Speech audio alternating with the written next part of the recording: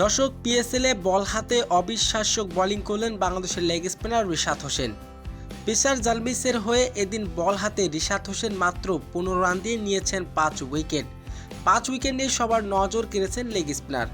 আর প্রথমবারের মতো পিএসএলে সুযোগ পেয়ে বিশ্ব রেকর্ড করলেন বাংলাদেশের লেগ স্পিনার রিশাদ হোসেন। দর্শক, ভিডিওটি না টেনে সম্পূর্ণ দেখার অনুরোধ রইল। ইতিমধ্যে শুরু হয়ে গেছে পাকিস্তানের পিএসএলের এবারের আসর। পাকিস্তান পিএসএলে প্রথমবারের মতো সুযোগ পেয়েছে বাংলাদেশের লেগ স্পিনার রিশাদ হোসেন। এদিন প্রথম ম্যাচে মাঠে নেমে বল হাতে আলো ছড়িয়েছেন বাংলাদেশের লেগ স্পিনার রিশাদ হোসেন। পাকিস্তান পিএসএলে পেসার জালমিসের হয়ে দল পেয়েছে রিশাদ হোসেন। প্রথম ম্যাচে মাঠে নেমে এদিন করলেন বাজিমাত।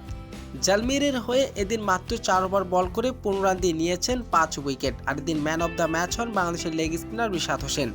রিশাদের বোলিং ভেলকিতে এদিন সহজ জয়ের দেখা পায় পেসার জালমিস। আর এদিন ম্যান অব দ্য ম্যাচ হয়ে জয়ের নায়ক ছিলেন রিশাদ হোসেন।